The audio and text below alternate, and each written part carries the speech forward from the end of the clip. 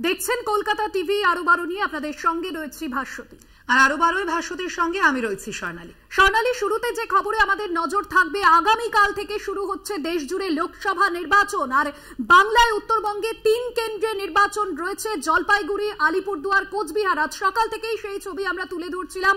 বিভিন্ন জায়গায় ভোট কেন্দ্রগুলোতে নিরাপত্তা যেরকম জোরদার করা হয়েছে, বুথ কর্মীরা তারাও কিন্তু একে একে আসতে শুরু করেছেন।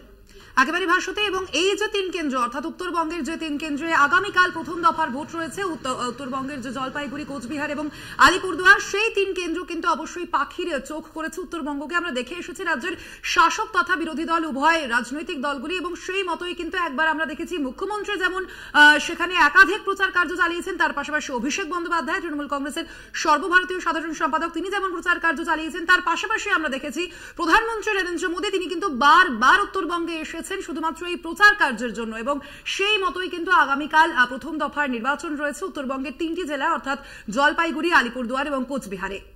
একদমই, এবং সকাল থেকে সেই ছবি যেরকম আপনাদের সামনে তুলে ধরছি, শেষ পর্বের প্রস্তুতি চলছে জলপাইগুড়ি, আলিপুরদুয়ার এবং কোচবিহার। এবং যেখানে আলিপুরদুয়ার আসন, যে আসনে কিন্তু নজর রয়েছে সকলের, কারণ আলিপুরদুয়ারের সবকটি বিধানসভা কেন্দ্র, এই সবকটি বিধানসভা কেন্দ্রই হচ্ছে বিজেপির দখলে। সেক্ষেত্রে তৃণমূল প্রার্থী প্রকাশচিক বড়াইকের ক্ষেত্রে কতটা এই আসনগুলি পুনরুদ্ধার করা এবং তৃণমূলের কাছে কতটা চ্যালেঞ্জ, সেদিকে নজর থাকবে।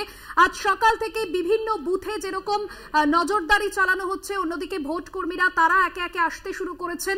কাল সকাল থেকে যেরকম ভোট গ্রহণ প্রক্রিয়া শুরু হবে, শুক্রবার থেকে দেশ জুড়ে লোকসভা ভোট, আর প্রথম দফায় 21 রাজ্যে ভোট রয়েছে।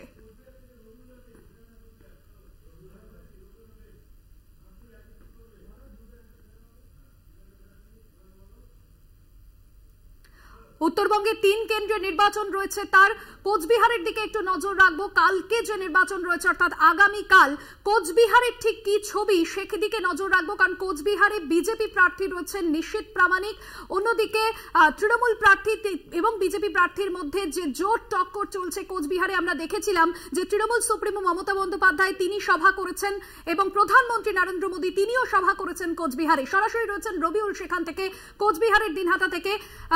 রবিউল, আমরা দেখেছি বিভিন্ন সময় দিনহাটা কিন্তু উত্তপ্ত হয়েছে উদয়ন গুহ নিশীথ প্রামাণিকের দ্বন্দ্বে। সেক্ষেত্রে দাঁড়িয়ে এবারের যে ভোট 2024-এর যে লোকসভা নির্বাচন আগামীকাল, এই কেন্দ্রে কতটা জোরদার লড়াই হতে চলেছে, সব মিলিয়ে আজ সকাল থেকে সেখানকার ঠিক কি ছবি, প্রস্তুতি কি নজরে আসছে?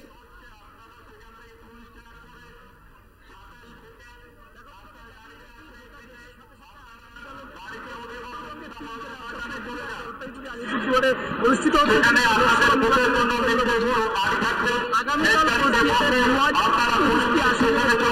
প্রায় 20 লক্ষ ভোটার তাদের মতদান করবেন।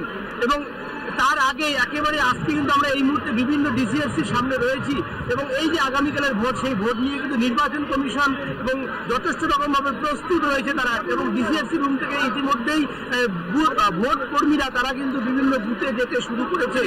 তবে আমরা যদি একটু সামগ্রিক চিত্র দেখাই, এই কোচবিহার আসন একেবারে কিন্তু বিধানসভা নির্বাচন এবং লোকসভা নির্বাচনে বিজেপির শক্ত ঘাঁটি ছিল, সেই জায়গায় দাঁড়িয়ে এবার কিন্তু ঘাসফুল শিবির তারা কিন্তু কোচবিহারে তাদের পাখির চোখ করে রেখেছে। একদিকে যেমন এই কোচবিহারে দফায় দফায় কিন্তু সভা করে গিয়েছে রাজ্যের মুখ্যমন্ত্রী মমতা বন্দ্যোপাধ্যায়, তৃণমূলের second in command Abhishek Bandyopadhyay, অপরদিকে কোচবিহারে এসে সভা করে গিয়েছে প্রধানমন্ত্রী নরেন্দ্র মোদী। অর্থাৎ বিজেপি যেমন একদিকে তাদের সে আসন ধরে রাখতে মরিয়া, অপরদিকে কিন্তু তৃণমূল কংগ্রেসও তাদের হারানো সে আসন ফিরে পেতে মরিয়া।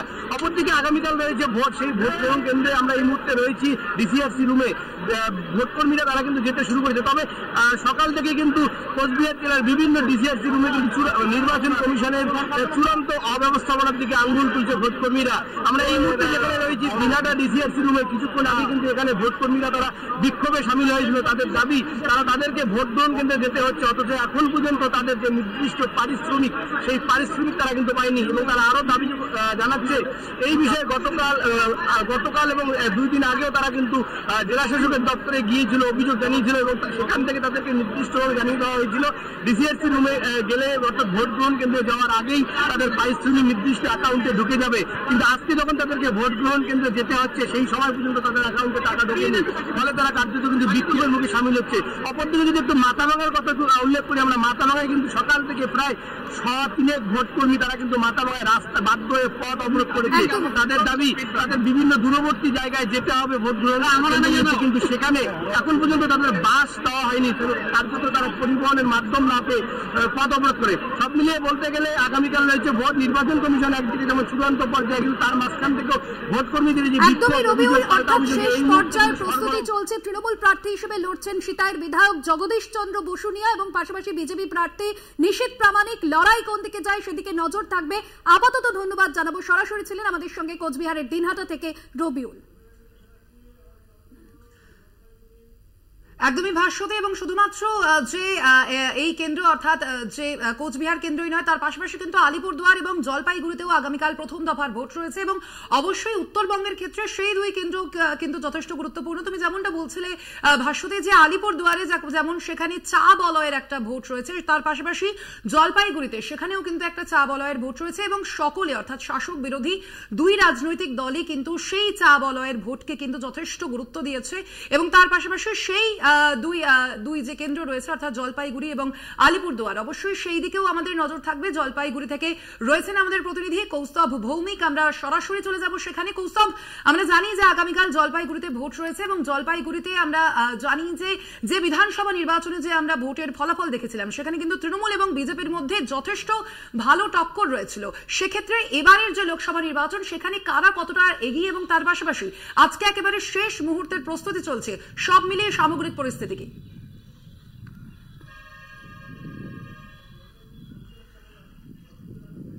বলে রাখবো যে 2019 সালের যে লোকসভা নির্বাচন হয়েছিল সেই লোকসভা নির্বাচনেই এই জলপাইগুড়ি জেলায় কার্যত থাবা বসিয়েছিল বিজেপি, আর তার কিছুটা প্রতিফলন আমরা 21-এর নির্বাচনও দেখতে পাই। সেখানেও দেখা যায় যে বিজেপি এই জলপাইগুড়ি বিধানসভা এলাকার যে 7টি জলপাইগুড়ি লোকসভা এলাকার যে 7টি বিধানসভা রয়েছে সেখানে কিন্তু খুব ভালো ফলাফল করে। তবে পরবর্তী সময় তুমি যে দেখো যে গত বছর ধূপগুড়ি বিধানসভা উপনির্বাচনে কিন্তু তৃণমূল কংগ্রেস সেই আসনটি বিজেপির হাত থেকে ছিনিয়ে নেয়। কার্যত বলা যেতে পারে যে তৃণমূল কংগ্রেস এই এলাকায় যে তাদের যে হারানো শক্তি সেটা কিছুটা হলেও পুনরুদ্ধার করতে পেরেছে। তবে লোকসভা নির্বাচনের যে বিষয়বস্তু সেটা কিন্তু সম্পূর্ণ আলাদা রকম প্রেক্ষাপটে হয়ে থাকে, আর প্রত্যেক শাসক বিরোধী প্রত্যেক শিবির কিন্তু এই মুহূর্তে তারা বদ্ধপরিকর এই আসনকে ধরে রাখতে। বিজেপি যেরকম চাইছে যে এই আসনকে ধরে রাখতে, পাশাপাশি তৃণমূল কংগ্রেসও চাইছে যে এই আসনকে তারা পুনরুদ্ধার করবে। যেমনটা তুমি বললে জলপাইগুড়ি লোকসভা কেন্দ্রে যে চা বলয়ের ভোট একটা বড় ফ্যাক্টর।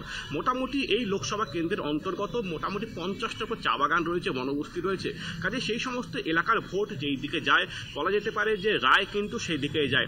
তৃণমূল কংগ্রেস বরাবর এই নির্বাচনের প্রচার চলাকালীন চা বাগান এলাকায় প্রচার করেছে, মূলত চা বাগান এলাকার মানুষের উন্নয়নের জন্য রাজ্য সরকার হিসাব করেছে। সেই সাথে কেন্দ্রীয় সরকার যে সমস্ত প্রতিশ্রুতি চা বলয়ে দিয়েছিল সেগুলো বাস্তবায়িত যে হয়নি সেই দিকগুলি তুলে ধরা হয়। আর একই রকমভাবে চা বলয়ে প্রচারে নেমেছে বিজেপি যেটা সেই সময় জানিয়েছিল যে রাজ্য সরকার চা বাগানগুলি যে ঢুকছে রুগ্ন অবস্থা সেটা রাজ্য সরকারটাই, কাজে চা বলয় একটা বড় ফ্যাক্টর। চা বলয়ের ভোট যেই দিকে যাবে রায় সেই দিকে যাবে এটা বলা যেতেই পারে। তবে এই মুহূর্তে কিন্তু প্রচার শেষ, সব যারা প্রার্থীরা রয়েছেন তারা নিজেদের মতো বাড়িতে বসেছেন, নিজেদের মতো অঙ্ক কষছেন এবং প্রশাসনের তরফ থেকেও চূড়ান্ত ব্যস্ততা দেখতে পাচ্ছি। আর কিছুক্ষণ বাদে যে সমস্ত ভোট গ্রহণ কেন্দ্রগুলি রয়েছে, বুথগুলি রয়েছে, সেখানে ভোট কর্মী থেকে শুরু করে নিরাপত্তা রক্ষীরা আসবে এবং সবথেকে যে বড় বিষয় জলপাইগুড়ি যে লোকসভা কেন্দ্র সেই এলাকায় কিন্তু বরাবরই ভোট শান্তিপ্রিয় হয়ে থাকে। আমরা পঞ্চায়েত নির্বাচনে বিক্ষিপ্ত কয়েকটি ঘটনা বাদ গেলে দেখা যায় যে ভোটের উপর শান্তিতে নির্বাচন হয় এবং সেই দিকে কিন্তু যাতে হয়ে থাকে এবং নির্বাচন কমিশনও কিন্তু সেই দিকে নজর রাখছে যাতে কোনো রকম কোনো বিশৃঙ্খলা বা কোনো রকম অপ্রীতিকর পরিস্থিতি সৃষ্টি না হয় সেদিকে কিন্তু প্রশাসন নজর রাখছে এবং দেখার বিষয় আগামীকাল নির্বিঘ্নে এই জলপাইগুড়ি লোকসভা কেন্দ্রে ভোট গ্রহণ হয় কিনা। ভাষ্যতে একদমই আমাদের সঙ্গে জলপাইগুড়ি থেকে সরাসরি ছিলেন আমাদের প্রতিনিধি কৌস্তভ ভৌমিক এবং আগামীকাল আমরা যেমনটা জানাচ্ছিলাম আপনাদের যে আগামীকাল কিন্তু রাজ্যে প্রথম দফার ভোট রয়েছে এবং উত্তরবঙ্গের মূল যে 3টি জেলা অর্থাৎ জলপাইগুড়ি, কোচবিহার এবং আলিপুরদুয়ার এই 3টি কেন্দ্রে আগামীকাল ভোট রয়েছে, সেদিকে অবশ্যই আমাদের নজর থাকবে। আপাতত ধন্যবাদ তোমাকে কৌস্তভ। একদমই, এবং দুই কেন্দ্রের দিকে যেরকম স্বর্ণালী আমরা নজর রেখেছি, পাশাপাশি আমাদের অবশ্যই নজর রাখতে হবে আলিপুরদুয়ারের দিকে, কারণ আলিপুরদুয়ারেও কিন্তু তৃণমূল বিজেপির মধ্যে যথেষ্ট লড়াই রয়েছে। কারণ আলিপুরদুয়ারে বিজেপি প্রার্থী মনোজ টিগ্গা, যিনি মাদারিহাট কেন্দ্রের জয়ী বিজেপি বিধায়ক, অন্যদিকে পাশাপাশি প্রকাশ চিকবরাই তৃণমূল প্রার্থী।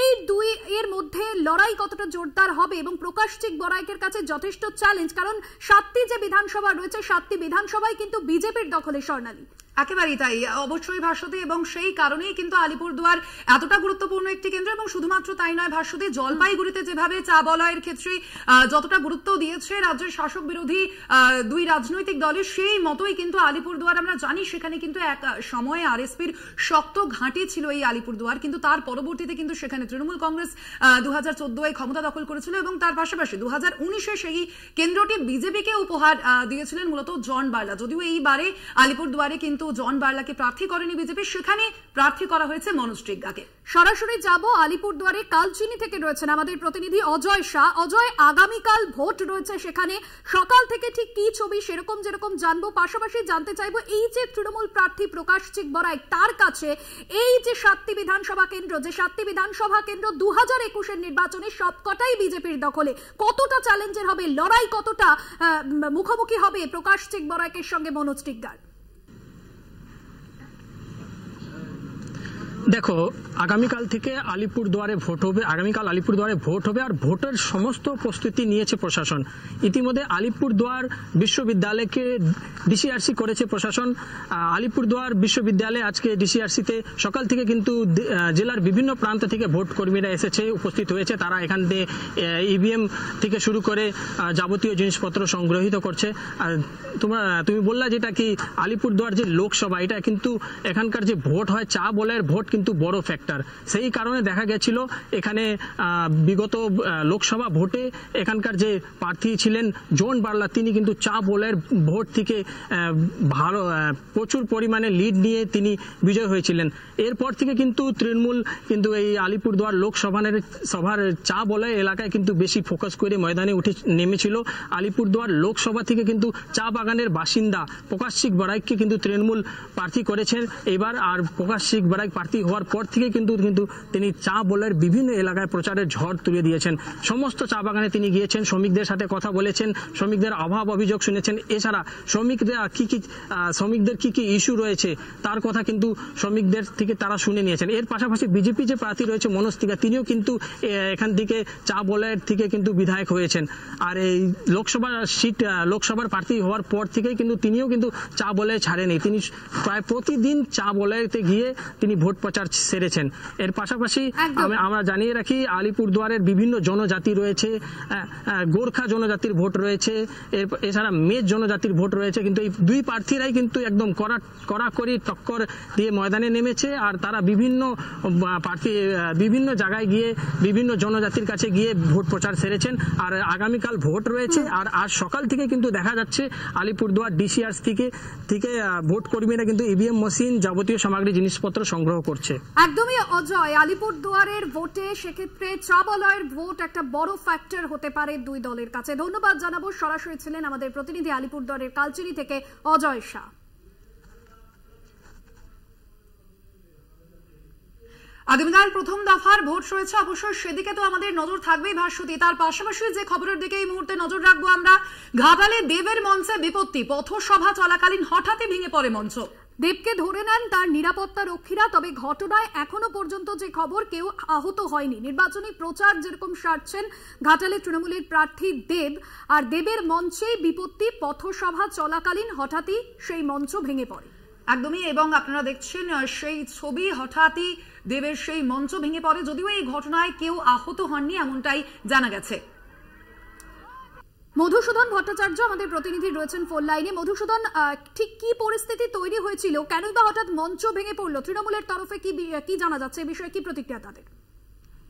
দেখো বাসুজি, একেবারে কিন্তু তৃণমূল কংগ্রেস পক্ষ থেকে এখনো পর্যন্ত সেভাবে কোনো প্রতিক্রিয়া মেলেনি। তবে ঘাটালের যে মনোহরপুর এক গ্রাম পঞ্চায়েতের শ্যামসুন্দরপুর এলাকা, সেই শ্যামসুন্দরপুর এলাকায় অভিনেতা দেব তিনি কিন্তু অর্থাৎ ঘাটাল লোকসভা কেন্দ্রের তৃণমূল প্রার্থী, তিনি নির্বাচনী প্রচারে বেরিয়েছিলেন। আর সেই সময় কিন্তু হঠাৎ করেই তার যে দেবের যে পথসভা চলাকালীন সেই পথসভা চলছিল, আর সেই সময় তার যে মঞ্চ, সেই মঞ্চ কিন্তু ভেঙে পড়ে।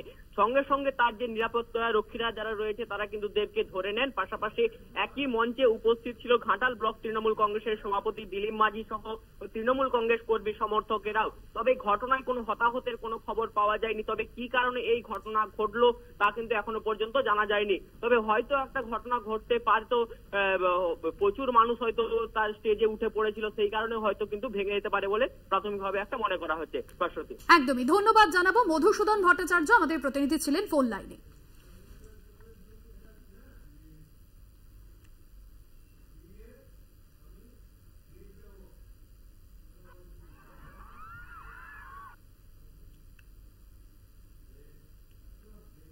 আরো অন্যান্য খবর নিয়ে ফিরছি বিরতির পর, সঙ্গে থাকুন।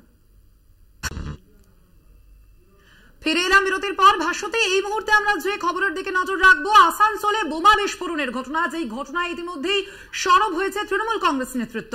বিজেপি নেতা জিতেন্দ্র তিওয়ারির সঙ্গে এনআইএ এর গোপন বৈঠক। এখন বোমা বিস্ফোরণে কেঁপে উঠেছে পশ্চিম বর্ধমান, এমনই বলেছে তৃণমূল কংগ্রেস। এবং আমরা দেখেছি যে জিতেন্দ্রর যে বিষয়ে জানা গিয়েছে, অর্থাৎ বিজেপি কর্মীর বাড়ি থেকে বোমা উদ্ধার হয়েছে, আর সেই ঘটনায় এবার সরব হয়েছে তৃণমূল কংগ্রেস। জিতেন্দ্র তিওয়ারির জেলায় বিজেপি কর্মীর বাড়িতেই বোমা তৈরি হচ্ছিল। প্রথম দফা ভোটের আগের দিন বোমা বিস্ফোরণ। একেবারে এই ভাষ্যতে এবং তার পাশাপাশি তৃণমূল কংগ্রেস নেতৃত্বের তরফ থেকে আরো জানানো হয়েছে যে কমিশনের আর কতই বা প্রমাণ চাই, বিজেপি কর্মীদের গ্রেপ্তার করুক এনআইএ। তাদের নীরবতা গোটা বিষয়কে আরো জটিল করছে। সোশ্যাল মিডিয়ায় এমনই পোস্ট করেছে তৃণমূল কংগ্রেস। আসানসোলে এক বিজেপি কর্মীর বাড়ি থেকে বোমা উদ্ধার, আর সেই বোমা উদ্ধারের ঘটনায় এবার সরব হয়েছে তৃণমূল কংগ্রেস। আগামীকাল লোকসভা নির্বাচন, তার আগে এ ধরনের ঘটনা। প্রথম দফা ভোটের আগের দিন বোমা বিস্ফোরণ। কমিশনের আর কত প্রমাণ চাই, বিজেপি কর্মীদের গ্রেফতার করুক এনআইএ। পাশাপাশি জিতেন্দ্র তিওয়ারিকেও নিশানা করে তৃণমূলের যে পোস্ট, যেখানে বলা হয়েছে জিতেন্দ্রর জেলা থেকেই বিজেপি কর্মীর বাড়িতে বোমা তৈরি হচ্ছিল। একেবারেই ভাষ্যতে এবং এই বিষয়ে আমরা আরো বিস্তারিত জানবো। ফোন লাইনে রয়েছেন আমাদের বিশেষ প্রতিনিধি দেবজ্যোতি ঘোষ। দেবজ্যোতি, মূলত তৃণমূল কংগ্রেস কি অভিযোগ করছে এবার জিতেন্দ্র তিওয়ারির বিরুদ্ধে? তারা কি বিষয়ে সরব হলেন এবার? তৃণমূল কংগ্রেসের পক্ষ থেকে যেটা অভিযোগ, যে জিতেন্দ্র তিওয়ারি আসানসোল ভোটকে প্রভাবিত করার চেষ্টা করছেন এবং নির্বাচনের নামে তিনি গত দুদিন ধরে হুমকি দিচ্ছিলেন, এবং যে বোমা বিস্ফোরণ হয়েছে তাতে কিন্তু জিতেন্দ্র তিওয়ারির পুরোপুরি হাত রয়েছে। এবং তারপরে তিনি আবার উল্টো কথা বলছেন। তৃণমূল কংগ্রেসের পক্ষ থেকে এটা নিয়ে তারা নির্বাচন কমিশনারের কাছে যাবেন, যে জিতেন্দ্র তিওয়ারি মূল মাথা এবং তিনি এই ঘটনাগুলি ঘটাচ্ছেন, অবিলম্বে তার বিরুদ্ধে ব্যবস্থা নেওয়া হোক। তৃণমূল কংগ্রেসের পক্ষ থেকে আজকে একাধিক অভিযোগ করা হয়েছে। যেমন একদিকে দিলীপ ঘোষের বিরুদ্ধে অভিযোগ করা হয়েছে, তেমনি জিতেন্দ্র তিওয়ারির বিরুদ্ধেও অভিযোগ করা হয়েছে। এবং কোচবিহারে গতকাল যে ঘটনা ঘটেছে তারপরেও কিন্তু তৃণমূল কংগ্রেসের পক্ষ থেকে 3টি অভিযোগকে একসাথে নির্বাচন কমিশনের কাছেও তারা জানাচ্ছেন। একেবারেই দেবজ্যোতি, এবং অবশ্যই তার পাশাপাশি আগামীকাল যেহেতু রাজ্যে প্রথম দফার নির্বাচন রয়েছে, সেক্ষেত্রে জিতেন্দ্র তিওয়ারি তার বিরুদ্ধে এর আগেও তৃণমূল কংগ্রেস যেমন সরব হয়েছে, তার পাশাপাশি এনআইএ প্রসঙ্গেও কিন্তু তারা সরব থেকেছে। এবং এবার আবারও কিন্তু কাঠগড়ায় তুলছে তৃণমূল কংগ্রেস সেই এনআইএ এবং জিতেন্দ্র তিওয়ারিকে। এই বিষয়ে বিজেপি নেতৃত্ব তারা কোনো প্রতিক্রিয়া দিয়েছেন? সম্ভবত যোগাযোগ বিচ্ছিন্ন হয়েছে। দেবজ্যোতি ঘোষ আমাদের বিশেষ প্রতিনিধি ছিলেন ফোন লাইনে।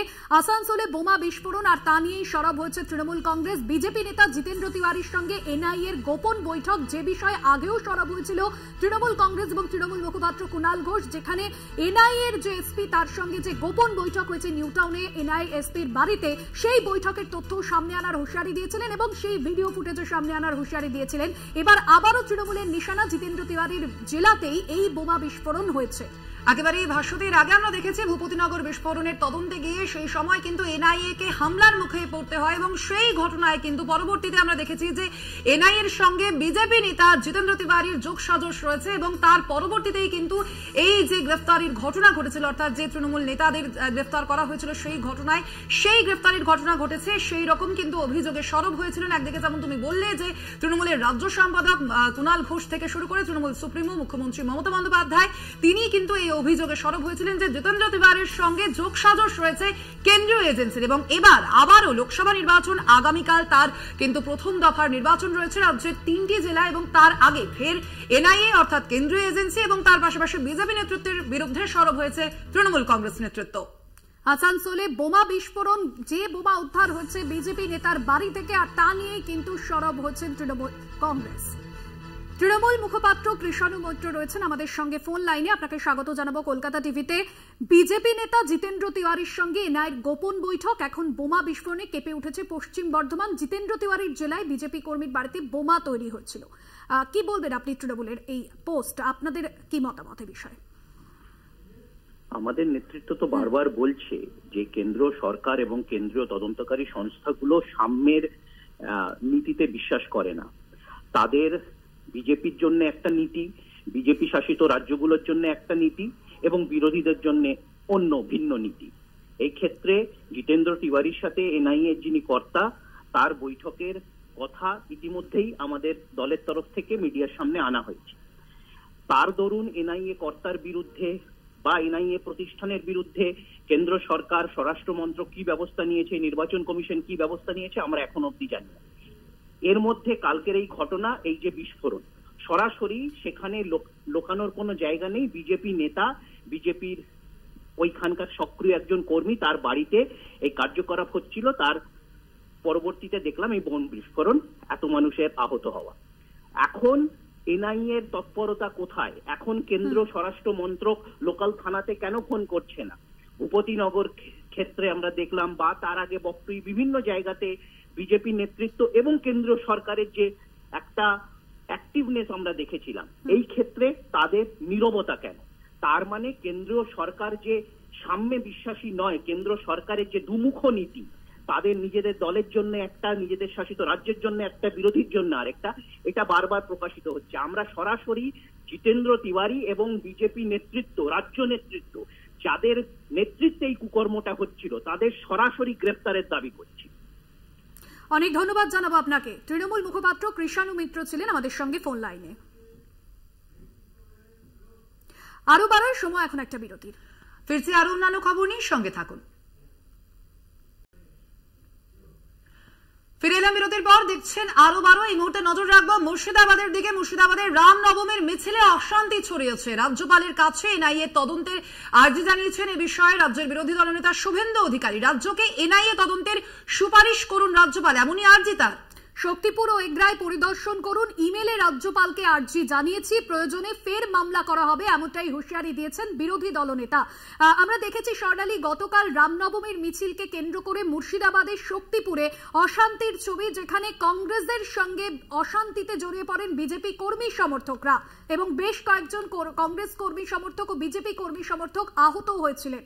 একেবারে ভাষ্যতে, এবং সেই অশান্তির ঘটনাকে কেন্দ্র করেই কিন্তু এবার রাজ্যপালের দ্বারস্থ রীতিমতো রাজ্যের বিরোধী দলনেতা শুভেন্দু অধিকারী। তিনি এই বিষয়ে এনআইএ তদন্তের আর্জিও জানিয়েছেন। তার পাশাপাশি তিনি জানিয়েছেন রাজ্যকে এনআইএ তদন্তের সুপারিশ করুন রাজ্যপাল। সিভি আনন্দ বোস শক্তিপুর ও এগ্রায় পরিদর্শন করুন তিনি, ইমেলে রাজ্যপালকে এমনটাই আর্জি জানিয়েছেন তিনি।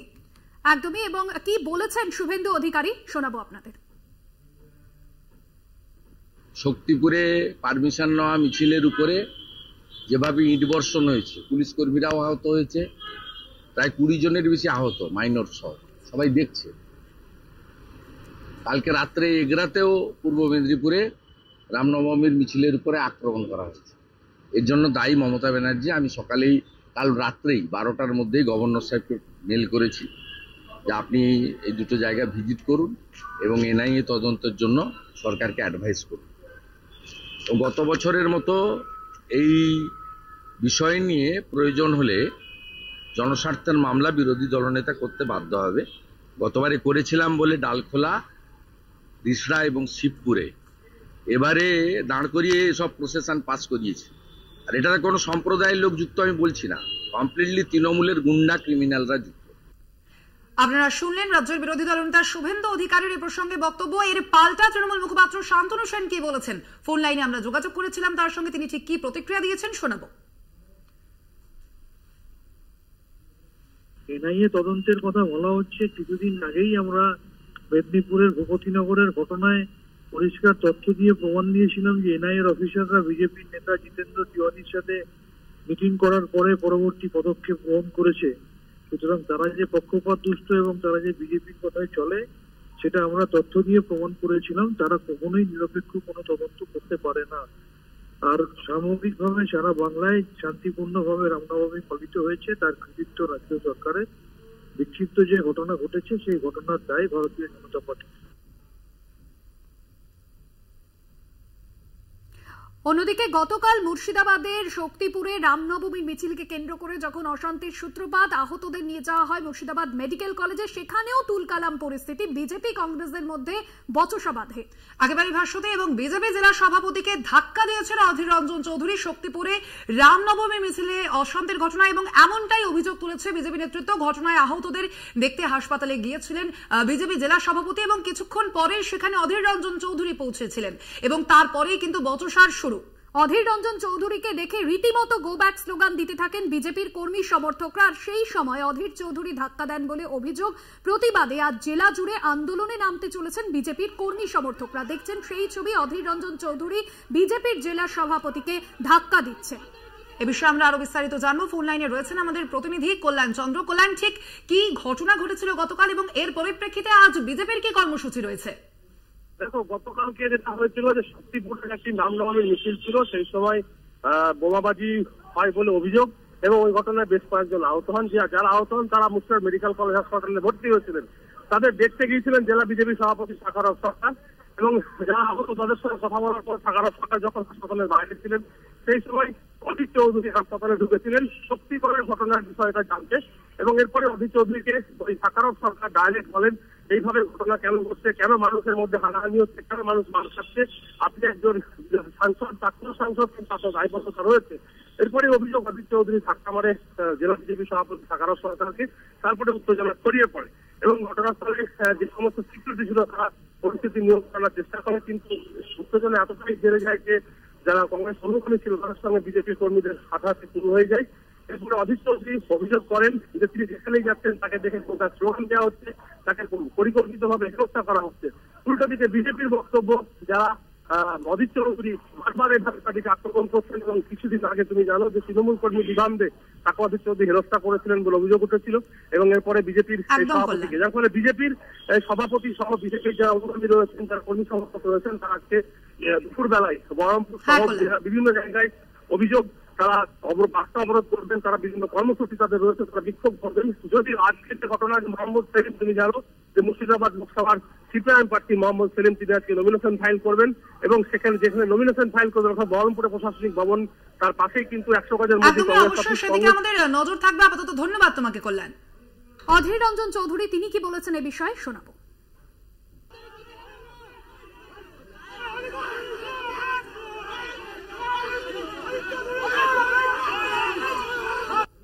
শক্তিপুরের কিছু মানুষ আহত হয়ে হাসপাতালে ভর্তি হয়েছে, আমি সেখানে তাদেরকে দেখতে আসছি। আমি মালদা থেকে ফেরার পথে রাস্তায় খবর পেলাম, তাদেরকে হাসপাতালে দেখতে আসছি, তারা কেমন আছে না আছে, চিকিৎসা তাদের ঠিক মতো হচ্ছে কিনা সেই জন্যে। এবার হাসপাতালে ঢুকতে এই বিজেপির কিছু নেতা হিন্দু কেন মার খাচ্ছে, অধীর চৌধুরী জবাব দাও, বড় অদ্ভুত কথা। আমি মুর্শিদাবাদে বেঁচে থাকতে আমি মুর্শিদাবাদের দাঙ্গা হতে দেব না, মুর্শিদাবাদের দাঙ্গা রুখবো, তার জন্য যেখানে যেতে হয় সেখানে যাব। জবাব যাদের দিতে হবে তাদের কাছে জবাব চাও, নাটক করে লাভ নাই। আমি আসছি পেশেন্ট দেখতে, হাসপাতালের মধ্যে অধীর চৌধুরী গো ব্যাক, আর হিন্দু কেন মার খাচ্ছে অধীর চৌধুরী যা জবাব দেবে, এই বাদনামি করার জায়গা পাই না। শক্তিপুরের কিছু মানুষ আহত, শক্তিপুরের কিছু মানুষ আহত। অধীর রঞ্জন চৌধুরীর এই বক্তব্যের পরিপ্রেক্ষিতে বিজেপি জেলা সভাপতি তার কি অভিযোগ রয়েছে শোনাবো। অধীর বাবু নিজে এখানে উস্কানিমূলক মন্তব্য করে গন্ডগোল পাকিয়েছেন, আর যারা এখানে হসপিটালে ভর্তি হয়েছে সেখানে অধীর ওখানে নাকাও মারতে এসছে। আর আমাদের ছেলেপেলে যখন ওনাকে রুখতে গেছে উনি নিজে আমাকে ধাক্কা মেরে মুখ ফাটিয়ে রক্তাক্ত করেছে। আপনাদের ফুটেজ আছে, আপনারা নিজেরাও দেখেছেন। উনি ভাবছেন যে পূর্বের মতো আমি আমার দাদাগিরি করব, উনি বুঝতে পারছেন না উনি এখন 2000 টাকার নোট বাজারে অচল। অধীর বাবু যেখানে যাবেন সেখানে কলা ধাক্কা খাবেন, জনগণ দেবে। অধীর বাবু নিজে এখানে উস্কানিমূলক মন্তব্য করে। নির্বাচনী প্রচার সভায় রায়গঞ্জে মুখ্যমন্ত্রী, সরাসরি নজর রাখবো।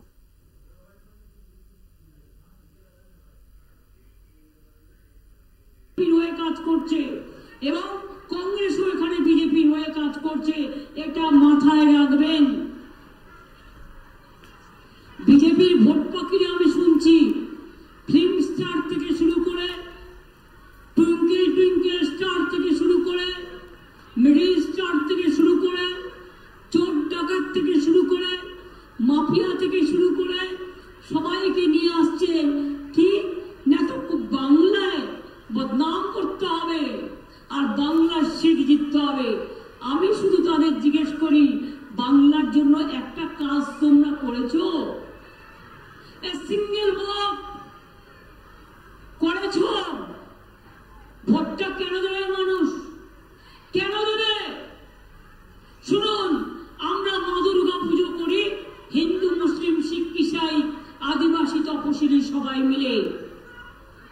আমরা মাঝের থান যাই, আমরা জাহের থান যাই, আমরা ঈদ মুবারক করি, আমি নিজেও ইফতার করি, আমি ঈদের দিন রেড রোডের প্রেয়ারেও যাই, বড়দিনেও যাই, মন্দির, মসজিদ, গুরুদ্বারা, গির্জা, হিন্দু, বৌদ্ধ, শিখ, জৈন, পারসিক, মুসলমান ও খ্রিস্টানি সবাইকে নিয়ে চলা, এটা আমাদের ছোটবেলা থেকে আমাদের বাবা শিখিয়েছে, এটা আমাদের স্বপ্ন। বিজেপির এত বড় সাহস, আজকে বলছে 3 মাস বাদে লক্ষ্মীর ভান্ডার বাদ দিয়ে দেবো। আমি তুই কে রে হরিদাস? কে হরিদাস?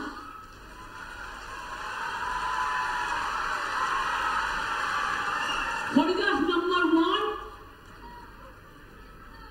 মাথাটা কি গেছে? কোন মাদের মতো বলছে লক্ষ্মীর ভান্ডার বন্ধ করে দেবো। আর সাহস থাকলে দেখার মায়ের আঁচলের কত দাম, মায়ের আম্মার কত দাম, মায়ের বাগানের কত দাম, হাত দিয়ে দেখি। আপনারা জীবন ভর পাবেন লক্ষ্মীর ভান্ডার। এটা মমতা ব্যানার্জির ওয়াদা, এটা মমতা ব্যানার্জির বিশ্বাস, এটা মমতা ব্যানার্জি মনে রাখবেন মা বোনদের জন্য করেছে। 60 বছর বয়স হলেও আপনারা সারা জীবন যতদিন বাঁচবেন লক্ষ্মীর ভান্ডার পাবেন। আর বিজেপিকে দেখলে বলবেন ছি বিজেপি, ছি, লজ্জা করে না? তুমি লক্ষ্মীর অধিকার করতে এসছো, মেয়েদের সম্মান জানাও। বিলকিস আজকেও কেঁদে কেঁদে ঘুরে বেড়াচ্ছে। হাতরাসের ঘটনার কোনো বিচার হয়েছে? সাক্ষী হকির টিমের কোনো বিচার হয়েছে? এনআরসি করতে গিয়ে উত্তরপ্রদেশে কত মানুষ মারা গিয়েছে। যোগী আসছে এখানে ভাষণ দিতে, উত্তরপ্রদেশে কাউকে একটা কথা বলতে দেয় না।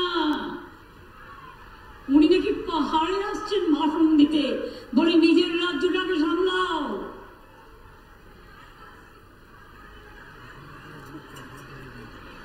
জিজ্ঞেস করুন বিজেপি বাবুদের, ইলেকশনের সময় এই মিঠুন চক্রবর্তীকে আমি রাজ্যসভার এমপি করেছিলাম, কিন্তু আমি জানতাম না ও বাংলার আর একজন বড় গদ্দার। আরএসএস অফিসে গিয়ে মাথা নিচু করে দিয়ে এসেছিল শুধু নিজের ছেলেকে বাঁচানোর জন্য। আপনাদের মনে পড়ে? আপনাদের মনে পড়ে ওর ছেলেকে ধরেছিল, বিয়ের পিড়িতে গিয়ে হাল দিয়েছিল। সেই ভয়ে রাতারাতি গদ্দার চলে গেল মুম্বাইতে আরএসএস এর অফিসে, আর গিয়ে বলছে আমি বিজেপির সেবক আছি। বল যারা দোয়াশরা, যাদের কোনো আদর্শ নেই, জীবনে যারা লড়তে ভয় পায় তাদের আমি মানুষ বলে মনে করি না। যারা জীবন যুদ্ধে লড়তে পারে আমি তাদের মানুষ বলে মনে করি।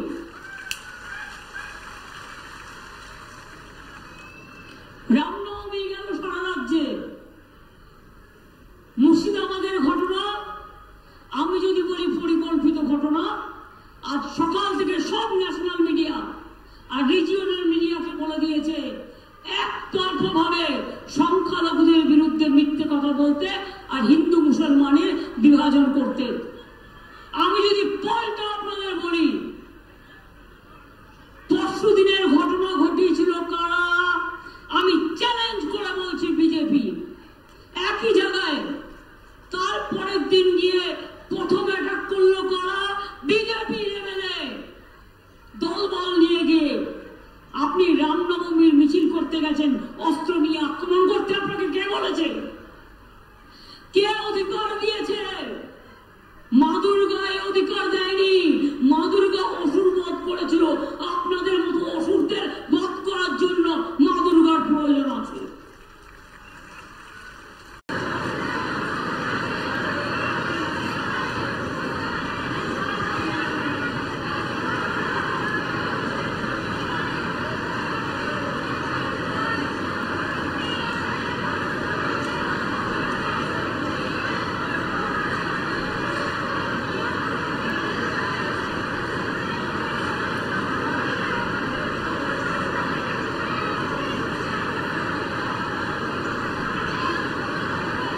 এই ছবিটা কার? মাথা ফাটিয়ে দিয়েছে। কই মিডিয়া কখনো এর কথা বলেন না। অ্যাটাক করলেন আপনারা, মারলেন আপনারা, ওসি থেকে শুরু করে একটা কমিউনিটিকে আপনারা আহত করলেন। আর করে ইলেকশন কমিশনে কমপ্লেন করছে বিজেপি এমএলএ কে মেরেছে। কিন্তু এই ছেলেটা যে কমপ্লেন করেছে বিজেপি এমএলএ কি অ্যাটাক করেছে, তাকে কেন গ্রেফতার করা হবে না? আর যে মিথ্যে কথা আপনারা বলছেন আমি এভিডেন্স দিয়ে দেখিয়ে দিলাম। ডিআইজি কে চেঞ্জ করেছিল কেন? আগের দিন কোনো প্রয়োজন ছিল? কাল তো মুর্শিদাবাদে ইলেকশন নেই। যে লোকটা জেলাটাকে চিনত, শুনুন, এইসব জেলাগুলো খুব সেন্সিটিভ জেলা, আমাদের অনেক কষ্ট করে সামলাতে হয়। বিজেপির হাত থেকে দাঙ্গা ঢুকতে অনেক কষ্ট করতে হয়। জিজ্ঞেস করুন হাওড়ায় বিজেপির প্রার্থী সকালবেলা অস্ত্র শস্ত্র নিয়ে কোর্টের অর্ডার না মেনেও মিছিল করেছিল কেন? তার ছবিও তো আমাদের কাছে আছে। মিছিল তো আমাদের লোকেরাও করেছে। এটা তো আপনাদের একার সম্পত্তি নয়। কিন্তু মিছিল শান্তির জন্য করি আমরা, মিছিল প্রার্থনার জন্য করি, মিছিল দীর্ঘায়ুর জন্য করি, মিছিল শান্তির জন্য করি। আগে আপনাদের আমি বলছিলাম যে কোন কাজটা বিজেপি করেছে যে আপনাদের ভোট দেবেন। এর আগে আমি যখন রেল মিনিস্টার ছিলাম, এমনকি কালিয়াগঞ্জ বুনিয়াদপুর রেল লাইন কে করেছিল মনে পড়ে? আমি করে দিয়েছিলাম। 1 লাখি গাজল বালুরঘাট রেল লাইন কে করে দিয়েছিল? আমি করে দিয়েছিলাম। বালুরঘাট হিলি রেল লাইন কে করে দিয়েছিল? আমি করে দিয়েছিলাম। আলুয়াবাড়ি শিলিগুড়ি রেল লাইন কে করে দিয়েছিল? আমি করে দিয়েছিলাম। Katihar Radhikapur Barsoi rail line metre gauge থেকে বট গেজ কে করেছিল? আমি করেছিলাম। উত্তরকন্যা দিয়েছিলাম, কাঞ্চনকন্যা দিয়েছিলাম, উত্তরবঙ্গ এক্সপ্রেস দিয়েছিলাম, পদাতিক দিয়েছিলাম, শতাব্দী দিয়েছিলাম, নিউ জলপাইগুড়ির সাথে কানেক্ট করে দিয়েছিলাম। অমৃতসর, আজমির শরীফ, কামাখ্যা, দীঘা থেকে সারা ভারতবর্ষের সব জায়গায়। আর আপনারা একটা পুরনো ট্রেনকে নতুন করে রং করে বলছেন সবচেয়ে স্পিড। দুরন্ত কোথায় গেল? দুরন্তর নাম গন্ধ শুনতে পাচ্ছি না। সবচেয়ে স্পিড ট্রেন তো দুরন্ত ছিল, ট্রেনটার নামই দুরন্ত ছিল, ট্রেনটা দুরন্ত ছিল। কোথায় গেল? কোথায় গেল? জিজ্ঞেস করুন বিজেপিকে কোন কাজটা আপনারা করেছেন। আমি 3-4টে কথা বলি। বলছে জল স্বপ্ন হামলে কি হয়, কিরকম আপনি করেছেন? রাজ্য জমি দেয়, রাজ্য মেনটেনেন্স করে, রাজ্য অর্ধেক টাকা দেয়, সব ভাগ নিয়ে আমরা 75% দিই আর ওরা 25% দেয়। আমাদের টাকা নিয়ে মাছের তেলে মাছ ভাজে আর সে বলে হাম ঘর ঘর মে পানি ভর রা হ্যায়। একটা জুমলা প্রাইম মিনিস্টার, জুমলা ফালতুবাজ, মিথ্যাবাদী, মনে রাখবেন একেবারে। এই ইসলামপুর স্টেডিয়ামটা দেখতে পাচ্ছেন, এটাতেও নিশ্চয়ই আমাদের অবদান আছে। আপনারা জানেন উত্তর দিনাজপুরে 1,57,000 বাড়িতে পানীয় জল পৌঁছে দেওয়া হয়েছে এবং দেওয়া হবে আরো। রায়গঞ্জে মেডিকেল কলেজ, ইসলামপুরে multi super speciality hospital, Raiganj বিশ্ববিদ্যালয়, দুটো নতুন মেডিকেল কলেজ চোপড়া ইটাহার, ইসলামপুরে ইলুয়াবাড়ি ইন্ডাস্ট্রিয়াল এস্টেট, কালিয়াগঞ্জে block mega cluster centre, Kulik নদীর ওপর সেতু, নতুন ইসলামপুর পুলিশ জেলা, ডালখোলা রায়গঞ্জ মহিলা পুলিশ স্টেশন, এছাড়াও cyber police station, Islampur cyber police station, Raiganj স্টেডিয়ামের মানোন্নয়ন, ইসলামপুরে প্রায় 10 কোটি টাকা দিয়ে নতুন স্টেডিয়াম, কর্ণজোড়াতে 600 আসন বিশিষ্ট অডিটোরিয়াম, হেমদাবাদে বাস টার্মিনাস, রাধিকাপুরে ইকো পার্ক, কুলিক পক্ষী নিবাসের সৌন্দর্যায়ন। এগুলো কে করেছে?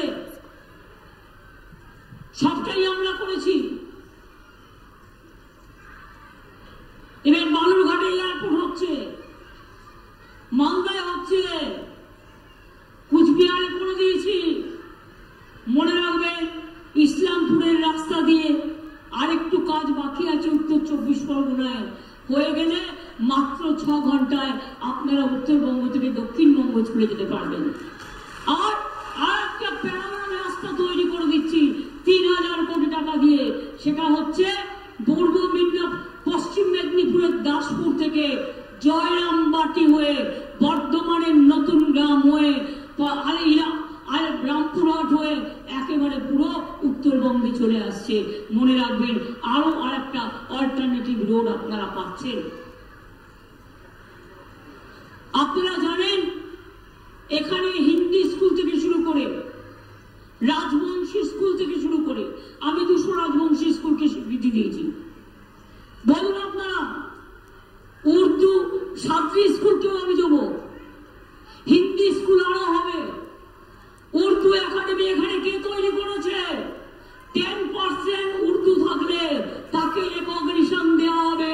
উর্দু ল্যাঙ্গুয়েজকে রেকগনিশন কে দিয়েছে? রাজবংশীকে রেকগনিশন কে দিয়েছে? উদ্বাস্তুদের রেকগনিশন কে দিয়েছে? কুরুককে রেকগনিশন কে দিয়েছে? কামতাপুরীকে রেকগনিশন কে দিয়েছে? পাঞ্জাবিকে কে দিয়েছে? নেপালিকে কে দিয়েছে? গোর্খাকে কে দিয়েছে? এটা মাথায় রাখবেন।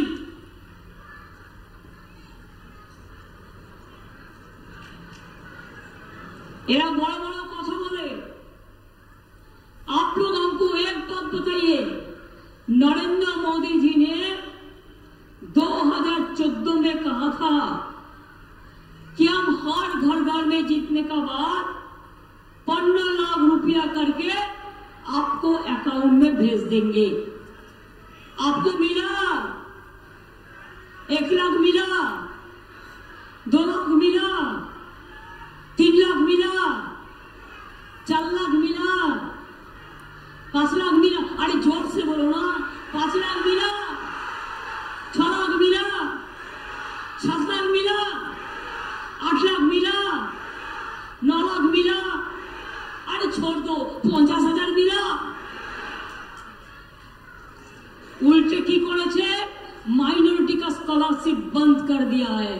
मैंने 3 करोड़ लड़का लड़की को स्कॉलरशिप दिया है। ये मुआज्जम इमाम काम करता है देश के लिए, पीस के लिए, हम उसको मदद करता है, पुरोहित को मदद करता है, लोगों पोषण शिल्पी को भी मदद करता है। चाय बगान का पट्टा कौन दिया? हमने दिया, और भी देंगे। वो चाय बगान का जितना लाइन है हम देंगे, और उसको साथ साथ में 1,20,000 रुपया भी देंगे उसको घर बनाने के लिए। हमने 59 चाय बागान खोल दिया। बीजेपी कहा था हम 5 चाय बागान खोल देगा, आज तक खुला?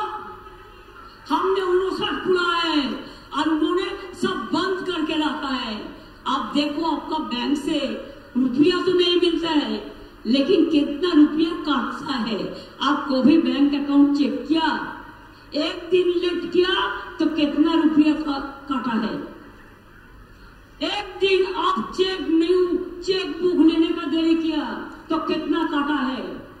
हर रोज आपको रुपया जा रहा है मोदी का पॉकेट में, बीजेपी का पॉकेट में, और लुटेरा है और लुटेरा है और लुटेरा है। और आज कुछ बोलना नहीं है, इसके लिए कहते हैं तृणमूल चोर है। हम बोला तृणमूल चोर होने से तुम ईडी, सीबीआई, एनआईए इतना डर दिखा के भी तुम तृणमूल के रुक नहीं सका। इसी के लिए तुम डर गया, और जो डरते हैं वो मरते हैं। तुम्हारा पास कौन गया? सब चोर तो तुम्हारा पास है, सब डाकू तो तुम्हारा पास है, सब माफिया तो तुम्हारा पास है। कि तुमका वफादारी है, तुम ईडी से उसको बचाएंगे, तुम सीबीआई से उसको बचाएंगे, तुम एनआईए से उसको बचाएंगे, इनकम टैक्स से उसको बचाएंगे। सब डाकू को, सब माफिया को तुमने सदा बना दिया। Washing machine Bhajpa, washing machine Bhajpa, washing machine Bhajpa. कालों को घुसाया और व्हाइट करके आप भेज दिया। अगर तृणमूल कोई चोर है तो आप साबुत से अपमान करो। 100 दिन का काम नहीं दिया 3 साल से, मैंने रुपया दे दिया हमारा जॉब कार्ड होल्डर को, और 100 दिन का काम हम 50 दिन का काम का गारंटी हम स्टेट गवर्नमेंट कर रहा है। हम आपको काम जॉब कार्ड होल्डर को हमने करेंगे। अगर 50 दिन का ज्यादा 60 दिन भी आप कर सके, उसका रुपया भी हम लोग करेंगे, आपका मजूरी हम लोग देंगे। 11 लाख लोगों ने घर नहीं लिया, जिसको एप्लीकेशन किया, 350 टीम आया, रिपोर्ट तैयार किया। मैंने तो बोला कितना चैलेंज किया, जवाब दो। उत्तर प्रदेश, गुजरात, बिहार और बंगाल 4 स्टेट के लोग एजी का रिपोर्ट लो। कमेटी का जो कमेटी आया था, कमीशन, उसको सब रिपोर्ट लो, साबुत करो कि तृणमूल कांग्रेस कोई करप्शन किया कि नहीं किया। अगर इंडिविजुअल कोई पंचायत में कोई करप्शन भी करते हैं, हम उसको टॉलरेट नहीं करते हैं। खाली हमारा पंचायत नहीं है, पंचायत हर पार्टी का है। इसको देखना है, जनता का काम ठीक से करना है। जनता ही हमारा असली जनता है, हमने नहीं किया। इसके लिए देश भर, देश का लोग तो डर गया था। जब बोलता है इसी बार 400 पार, मेरे को याद आया कि बंगाल का इलेक्शन पहले वो बोला था इसी बार 200 पार, वो तो 100 भी पार नहीं हुआ, और 70, 80 भी नहीं हो पाया, 75 में रुक गया। उससे भी ज्यादा 10 चलाया, जिसमें कृष्ण को लेने भी आए। अरेगा पे बोलते हैं इसी बार 400 पार, इसी बार 200 भी पार नहीं होगा तो